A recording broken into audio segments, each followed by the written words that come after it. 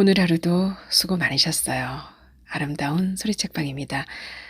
오늘은 2024년 불교신문 신춘문예 당선작이에요. 김성희 작가의 나비춤 함께 읽어보시겠습니다.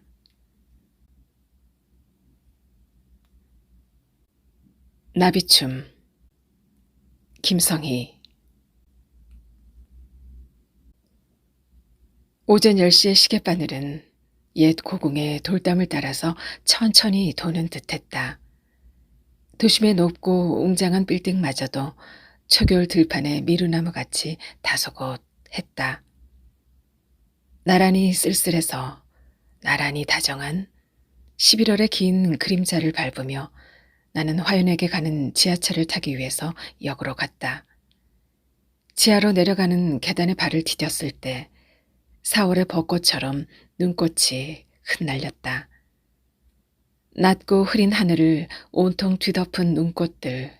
나는 걸음을 멈추고 하늘을 올려다보았다. 그리고는 미묘한 하늘빛을 내 머릿속에 이미지로 저장했다. 지하 70여 미터의 캄캄한 지하철 안에서 그 하늘을 잇대어 내내 달릴 것이다. 하늘과 맞닿은 지평선 끝에 그가 서 있을 것 같았기에. 그러니 11월은 내게 영원히 지속되는 암전이다.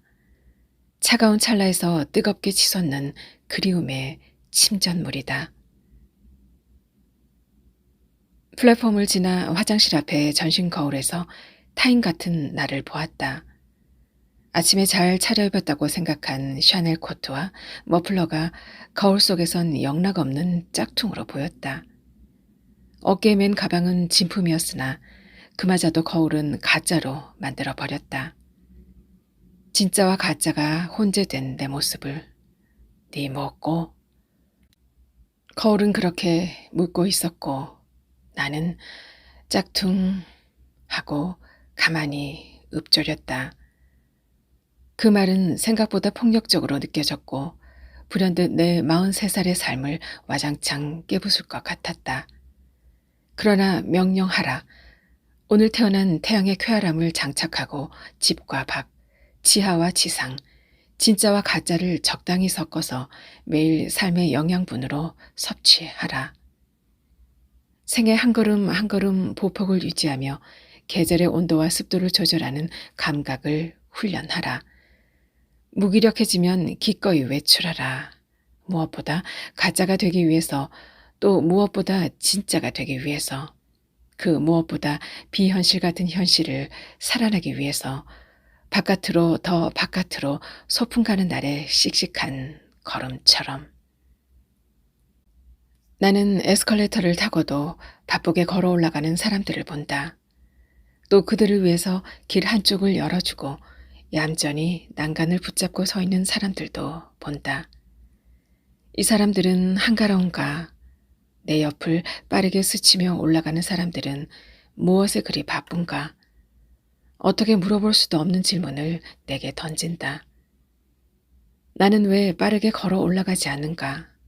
나는 바쁘지 않다. 그렇다고 무기력한 것도 아니다. 나는 직장을 때려치웠다. 딱 새끼 밥과 하루 커피 2잔과 담배 5개비, 그리고 친구와 가끔 영화를 보고 미술관을 갈 경제적 여유를 선물로 받았다. 지금 나는 조경사에 대해서 취재하려고 친구 화윤을 만나러 가는 길이다. 화윤은 플로리스트이다. 그녀의 화원은 지하철 3호선 끄트머리쯤에 대곡에 있었다. 나는 그녀가 꽃을 장식하는 것을 보고 꽃이 보이는 창가에서 그녀와 함께 담배를 피우고 커피를 마실 것이다. 화요는 직업상 조경사들과 친분이 있다. 오늘 그녀가 아는 조경사와 저녁을 먹기로 했다. 지금 내가 쓰는 소설의 주인공이 조경사이기 때문이다. 화연을 만나러 갈 때면 생기가 돋는다. 그게 그녀의 화사한 꽃들, 어쩌면 꽃향기, 아찔한 빛깔들 때문인가, 주변의 한적함인가, 그녀의 환한 미소인가, 함께 피우는 담배 때문인가. 지하에서 불쑥 지상으로 올라서면 내내 기다렸다는 듯이 펼쳐놓는 한강, 그 풍경 때문일까? 그 유유히 흐르는 물결.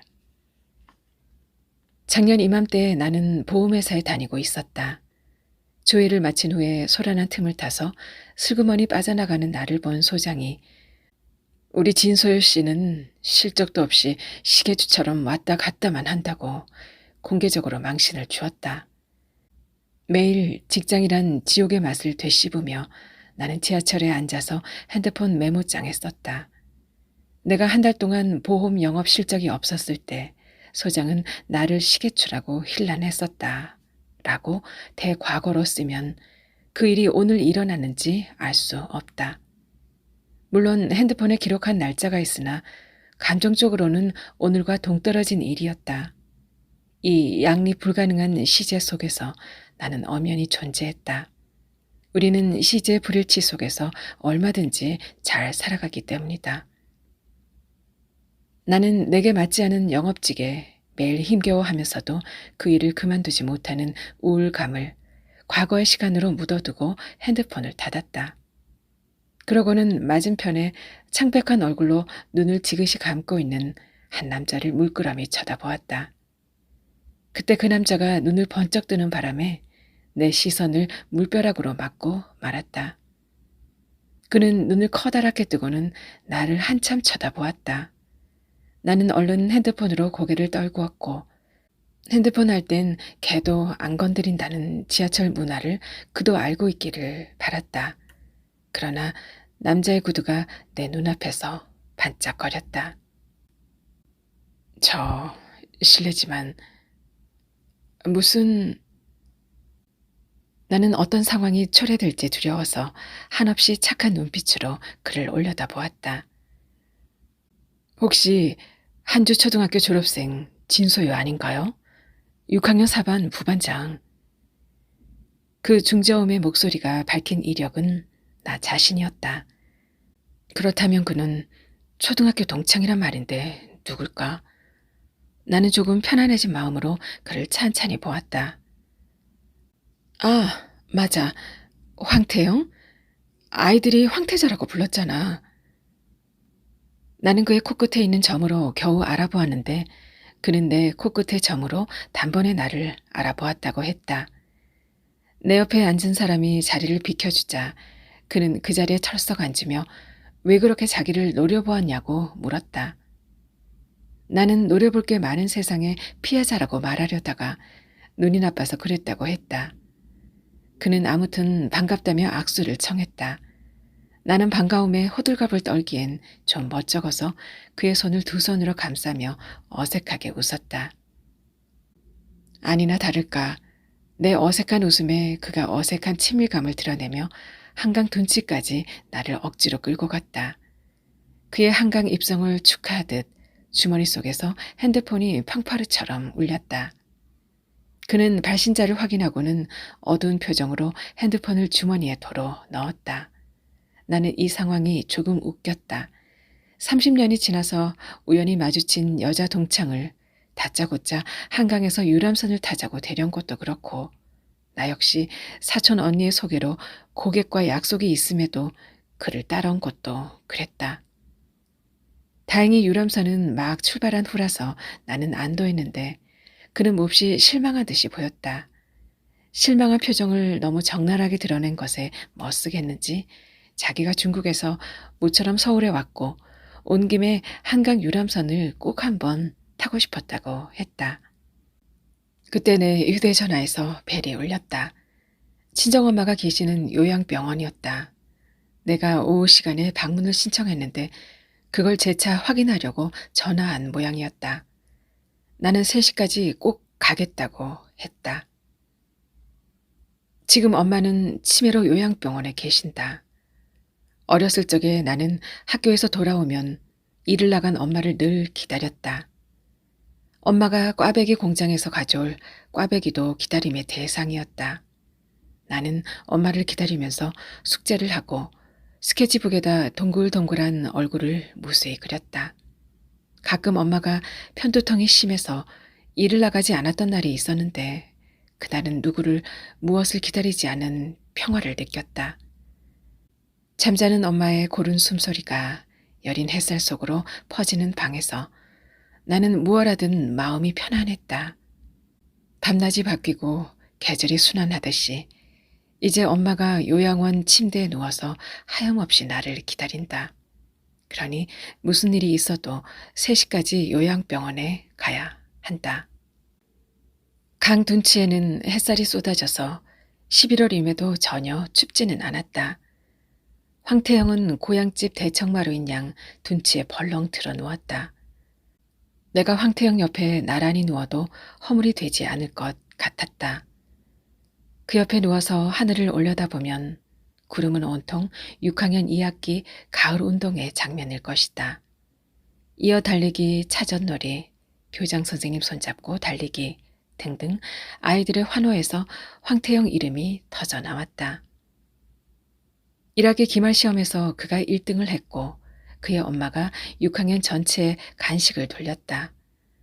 부반장인 나와 반장인 황태영이 그걸 일일이 다른 반에 전달했고 또 우리 반 아이들에게도 골고루 빵과 주스를 나누어 주었다.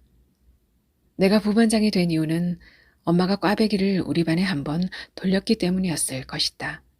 아무튼 황태영과 나는 손발이 척척 맞아서 일사불란하게 간식을 돌렸고 둘 다 코끝에 점이 있다고 아이들이 커플이라고 했다. 더욱이 여름방학 캠프에 함께 참여한 후에 나는 황태영을 좋아하는 감정을 넘어서 거의 숭배했다.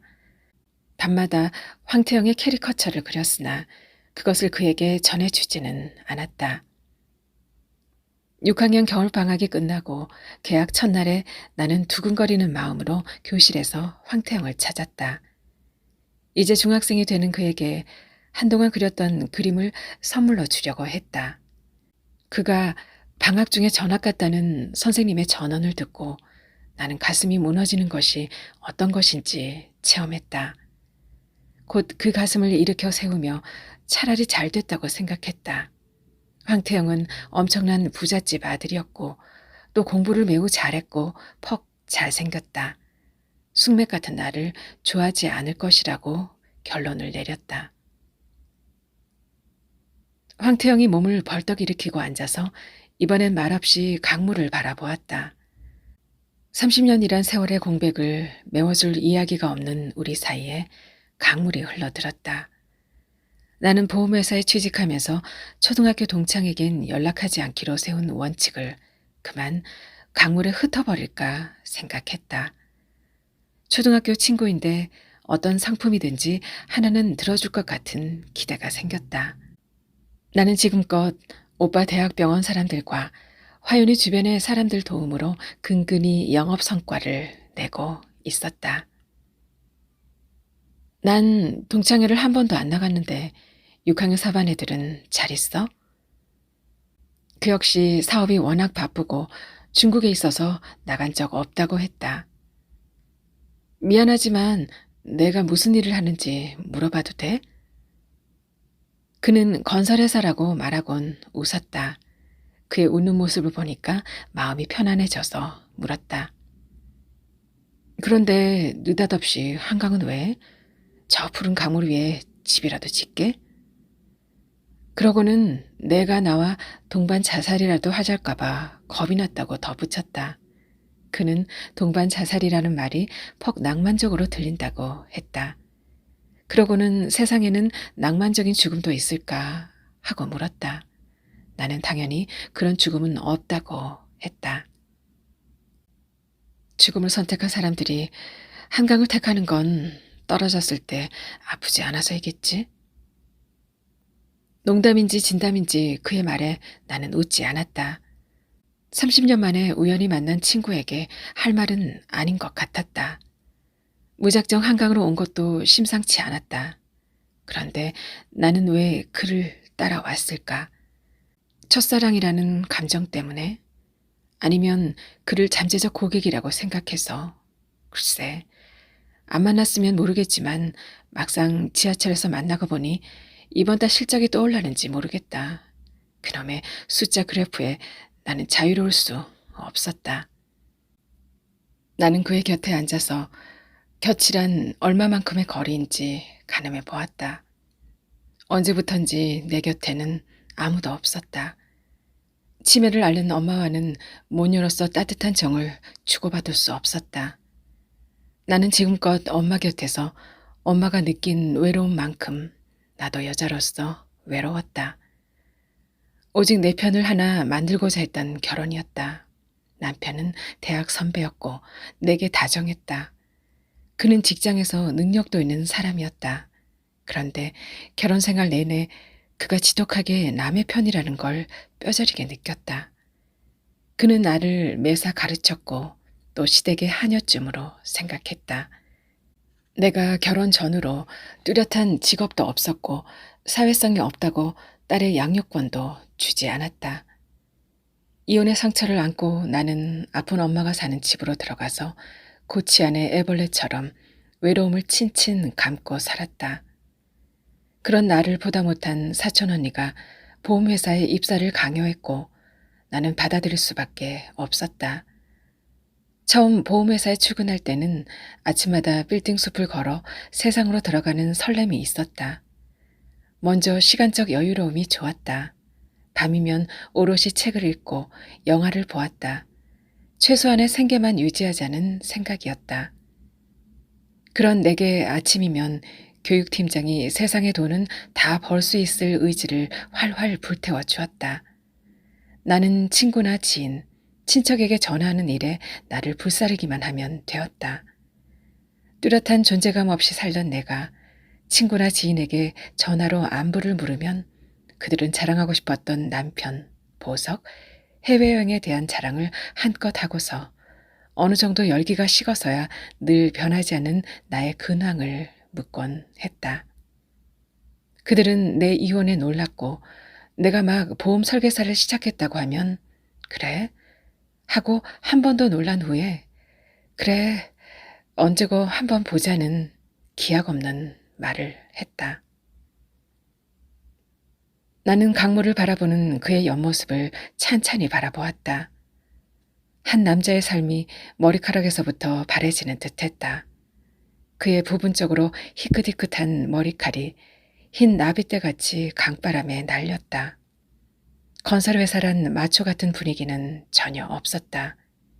입고 있는 옷도 톰 브라운 재킷과 바지로 그의 경제적 지표를 잘 드러냈다.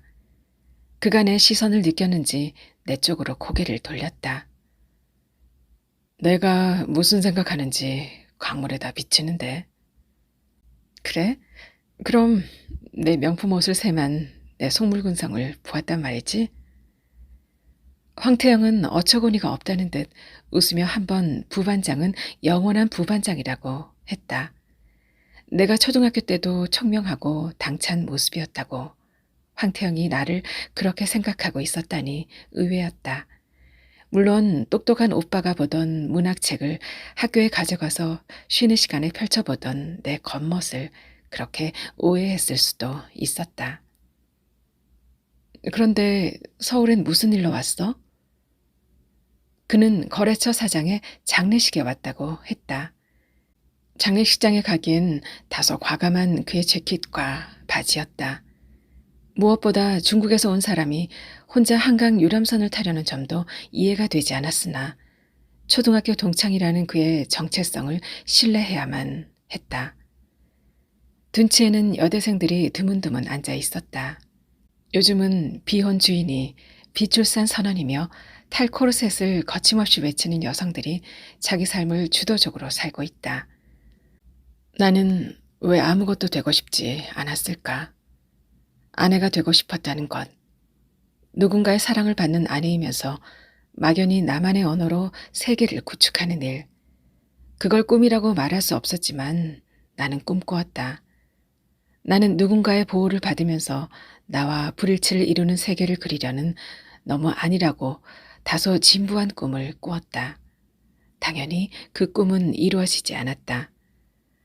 강물 위에 바람이 달아나면서 제가 달아난 방향을 물결 무늬로 그려놓았다. 금세 풀리는 수수께끼는 강물의 풍경이 되었다. 그가 재킷 주머니에서 핸드폰을 꺼내 강의 풍경을 몇 장 찍었다. 그러더니 나와 셀카를 한 장 찍자고 했다. 나는 그의 제안을 거절했다. 그는 내게 짐짓 항의하듯 말했다. 멀리 북경에서 온 친구와 사진 한 장 찍는 게 왜 어렵지? 헤이 친구, 북경과 서울은 가까워. 우정이 있으면 불원천리 어딜 못 가겠어. 그렇지만 한강에서 셀카는 연인들의 전유물이야. 초등학교 친구는 영원한 마음의 연인 아니야? 듣고 보니 틀린 말은 아니었다. 틀린 말이 아닐 뿐 아니라 굉장히 달콤한 말이었다. 그래서 덜컥 사진을 찍었다. 나중에 번호를 알려주면 사진을 보정해서 보내려고 했다. 그때 배에서 꼬르륵 소리가 났다. 아침을 먹지 않은 게 생각났다. 담배도 간절히 생각났다. 화연과 마주 앉아 담배를 피우는 루틴을 놓쳤다. 커피와 담배의 금단 현상인 듯 나는 마음이 조급해졌다. 우리 커피라도 한 잔 어때? 고민이 많아 보이는데 카페인이 고민을 반으로 줄여줄 수도. 그는 응, 그래 라고 말만 하고는 움직일 기미가 없었다. 나는 가방을 열어 에너지바 한 개를 꺼냈다. 그 반을 그에게 내밀자 그는 아무 말 없이 그것을 받아들였다. 내가 한 입 베어 물자 달콤함이 입안에 가득한데 기분은 그지없이 씁쓸해했다. 삶에는 이길 수 없는 적이 있고 감당할 수 없는 무게의 고통이 있다. 그 적은 삶의 내부에도 외부에도 언제나 도사리고 있기 마련이다. 지금 황태영이 어떤 궁지에 몰려있는지 모르지만 그것은 그가 겪을 삶의 무게이다.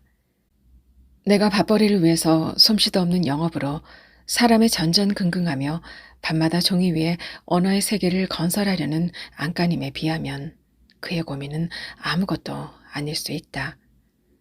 그저 가을을 타는 중년의 정서라면 그렇다면 나는 도대체 뭔가. 이렇게 친구를 고객으로 전환하려고 내심 쩔쩔매는 이 불온하고 가엾음은 도대체 뭐란 말인가. 나는 직원 조회 때 간식으로 놓인 초코파이 2봉지를 가방에 넣고 사무실을 나온다. 회사 앞에서 폐지 줍는 할머니께 그걸 드린다. 다리가 불편한 아저씨가 굽는 호두과자를 사서 화연을 만나러 간다. 하루의 일진이 호되지 않기를 바라고 내 딸이 건강하게 성장하기를 바라는 주술적 행위다. 나는 막연하고 작은 행운에 기대어서 한 달을 살아갈 돈을 벌고 그 나머지 여력은 소설 쓰기에 몰두하는 것이다. 그는 여전히 말이 없었고 여전히 강물을 보고 있었다. 그 가슴 안에 쓸모없는 말을 버리려고 온 듯했다. 친구야, 강물이 따라서 없어지려고 해. 우리 그만 일어나면 안 될까? 내가 툭 던진 말에 돌부리처럼 앉아만 있던 그가 벌떡 일어났다. 명령을 따르는 램프의 지니같이 성큼 걸어가는 바람에 내가 바삐 걷다가 그의 팔꿈치를 잡았다. 그러자 그가 내 손을 덥석 잡았다. 내가 황태영을 꼭 한 번은 만나고 싶었던 가냘픈 바람이 현실로 이루어졌는데 이상하게 그 기쁨이 부지불식간에 통증으로 느껴졌다. 카페 쪽으로 걷던 그가 갑자기 강물 쪽으로 향해 쏜살같이 뛰어갔다. 놀라고 당황한 나는 우두커니 서서 바라보았다. 그는 강물에다 대고 야 하고 소리를 질렀다. 가슴속에 울분 혹은 서름을 마구 쏟아내려는 듯했다. 그 순간 나도 그렇게 막 뛰어들어가고 싶은 충동이 일어났다.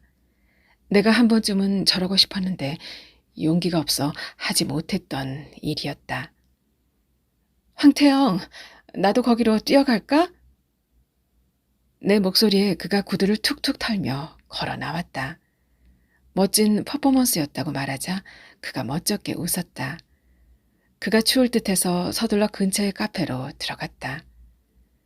나는 커피와 티라미수 케이크를 주문하고 강물이 바라보는 창가에 앉았다. 유리에 반사된 물결의 반짝임은 실제보다 더 빛났다.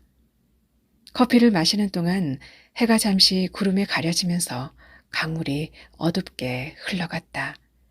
그의 어두운 얼굴을 보며 나는 싱거운 말 한마디를 툭 던졌다. 내가 옛날에 나를 좋아하지 않아서? 그 싱거운 말에 그의 얼굴이 밝아졌다. 그러면서 오히려 내가 저를 좋아하지 않았냐고 반문했다.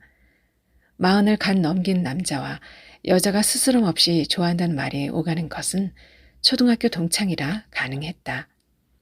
한순간 첫사랑이란 아득한 빛에 내가 빛났고 그러자 그의 고민이 혹시 나를 향한 감정인가 하는 엉뚱한 생각이 들었다가 어이가 없어 혼자 웃었다.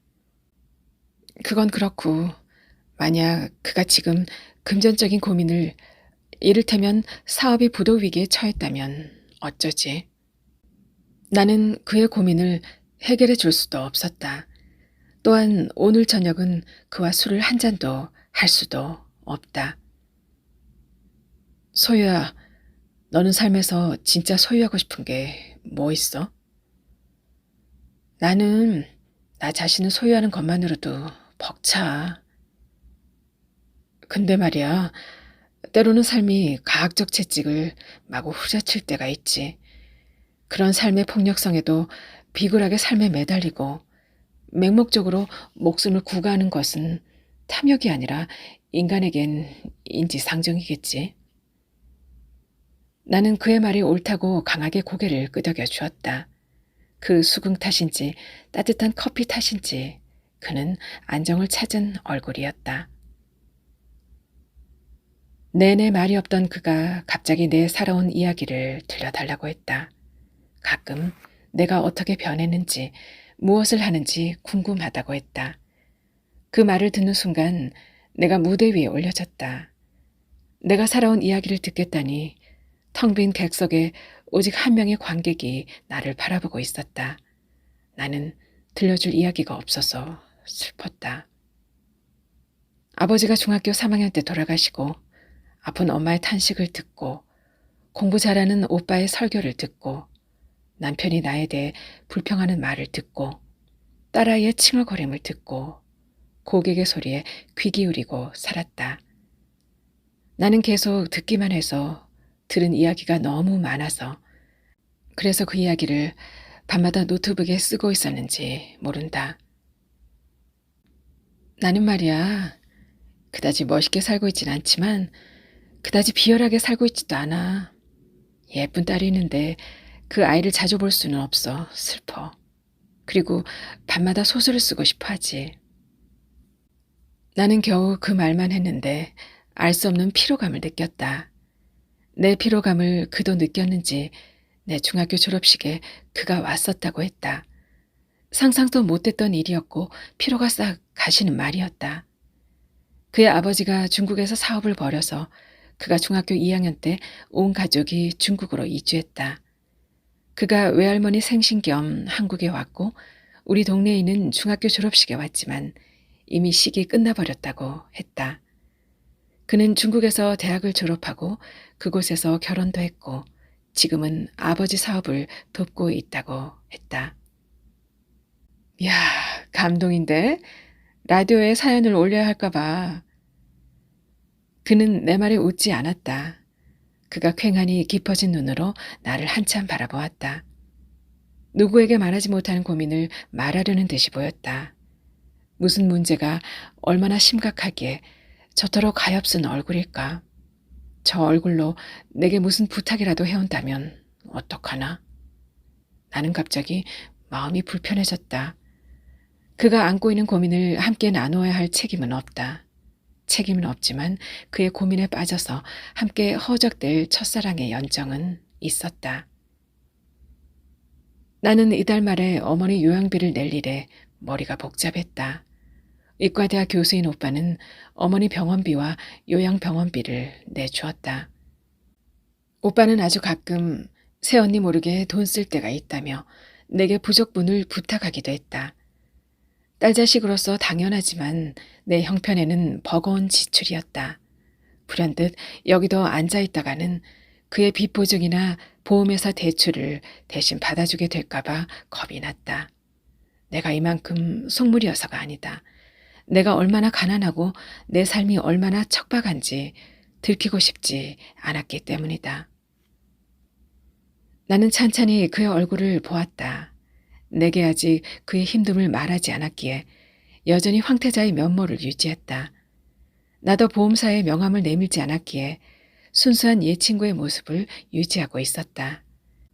그의 고민이나 고통을 정확히는 모르지만 모든 문제가 잘 해결되길 손모아 빌면서 슬쩍 발을 뺐다.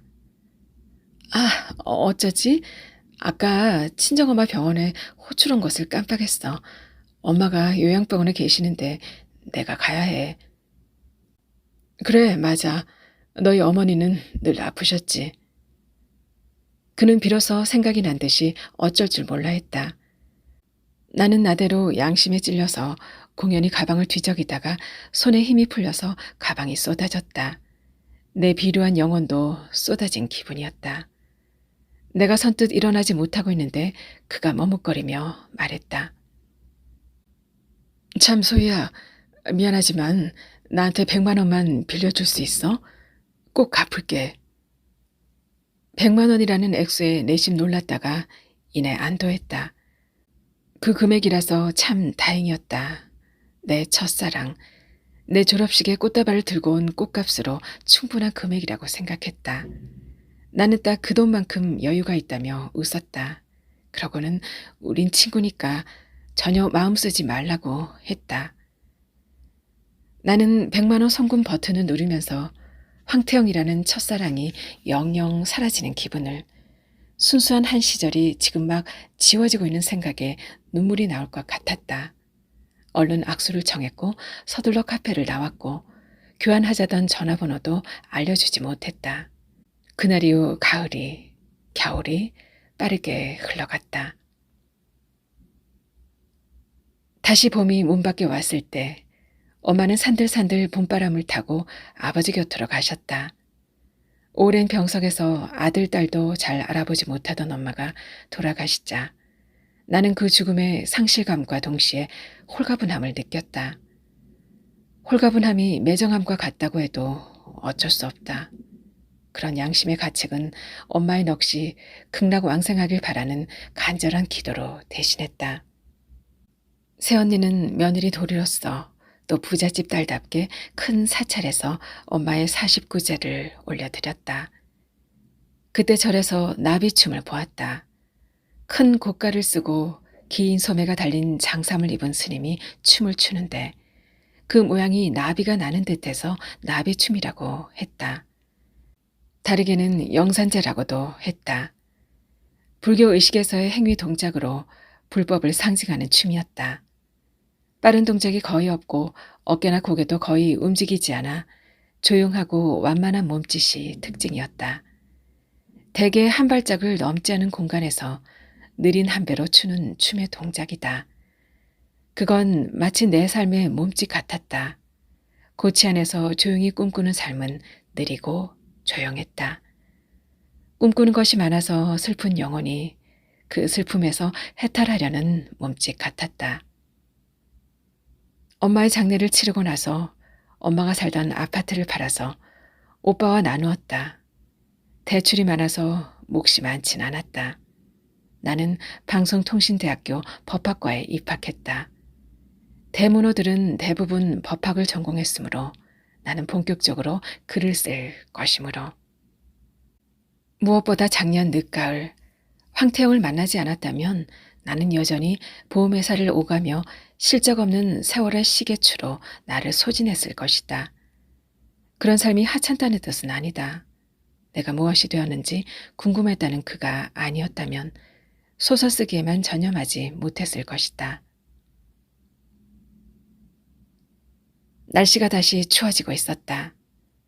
나는 혼자 먹을 김장김치를 쇼핑몰에서 둘러보다가 입금 알람을 읽었다. 무심히 들여다보는데 동그라미가 너무 많았다. 자세히 보니 1억이란 돈이 황태영 이름으로 입금되었다. 잇따라 한 통의 긴 문자가 날아왔다. 그 문자를 읽고 나는 지구 바깥으로 날아갈 만큼의 충격을 받았다. 황태영이 한 달 전에 영면에 들었다는 문자였다. 작년 11월 초 그는 췌장암 말기 판정을 받았다. 그의 어머니가 건강검진을 받던 날 함께 따라간 그가 의사에게 평소 자신의 옆구리와 등의 통증을 말했고 그 말을 들은 의사는 정밀검사를 받아보자고 했다. 검사 결과는 청천벽력 같은 췌장암 말기였다. 바로 그날 그는 아무 생각 없이 거리를 헤매다 지하철을 탔다. 이해할 수도 받아들일 수도 없는 결과에 대해서 그리고 죽음에 대해서 그것을 거부할 방법을 알아내려고 무조건 한강을 가다가 뜻밖의 나를 만났다. 그는 순수했던 초등학교 시절이 떠올랐고 가을 소풍 때 탔던 대관람차의 기억으로 한강의 유람선을 타보고 싶었다. 한때 그의 마음에 가득했던 어린 여자아이가 훌쩍 시간을 건너 40살을 넘긴 모습을 보고서 그 역시 삶에서 죽음으로 껑충 건너갈 수도 있겠다 싶었다. 그가 어찌할 수 없는 운명의 풀이 죽어 있었는데 삶에서 한없이 풀이 죽어 있는 나를 보았고 쏟아진 내 가방에서 홍보용 물티슈를 보았다. 내 계좌를 알기 위해 돈 100만 원을 빌려달라고 했는데 선뜻 빌려준 그 돈이 지상에서 받은 가장 값진 선물이었다고. 그도 내게 큰 선물을 주고 싶다고 했다. 그는 치료를 거부하고 여행을 하다가 마침내 한 달 전에 세상을 떠났다. 내게 이 돈을 전해주라고 그의 어머니에게 간곡하게 부탁했다. 황태영이 이 생에 지은 무수한 인연을 다 허물고 다른 그의 별로 날아갔다. 그가 한 가지 소유하려고 한 것이 추억이었을까?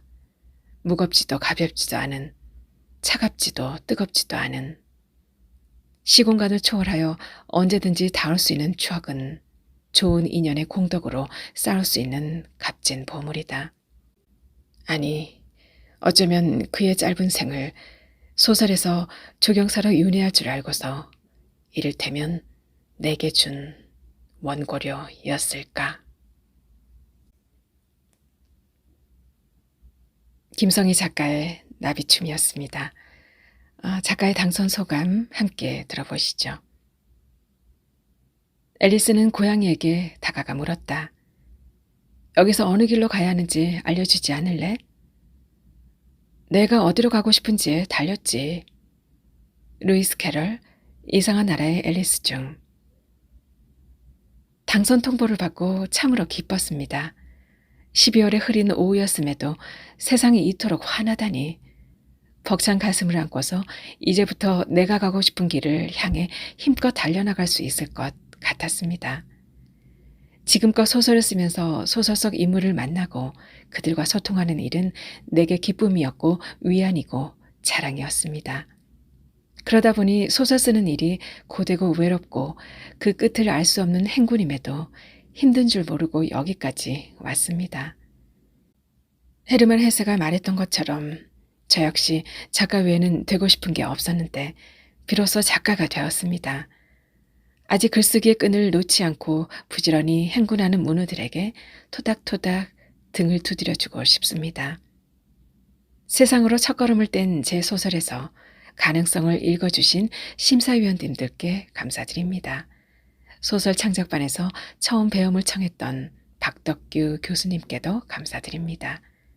2022년 한 학기 동안 중앙대 예술대학원 문예창작 전문가 과정에서 많은 가르침을 주신 선생님들과 그 외 많은 분들 모두 고맙습니다. 언제나 곁에서 묵묵히 응원해준 우리 가족, 남편과 아들, 특히 딸의 격려가 큰 힘이 되었습니다. 그 무엇보다 제게 문학적 영감과 소양을 물려주신 돌아가신 친정어머니께도 감사드립니다. 당선의 기쁨 뒤에 묵직하게 느껴지는 책임감과 불안감도 크지만 지금껏 소설 쓰기와 긴 호흡을 함께했던 만큼 앞으로도 온 마음을 기울여서 소설 쓰는 일에 제 숨결을 나눌 것입니다. 그러므로 어제보다 따뜻한 눈길로 세상을 바라보고 더 깊은 눈길로 세상과 소통하겠습니다. 삶이 지향하는 문학적 소명을 위해서 심장을 뜨겁게 풀무질하고 현실의 가파른 언덕을 내내 소설을 쓰면서 오르겠습니다. 어제보다 마음이 맑고 빛나도록 노력하겠습니다. 저는 또 다음 시간에 찾아뵙겠습니다. 다음에 함께 들어요, 우리. 지금까지 아름다운 소리책방이었습니다.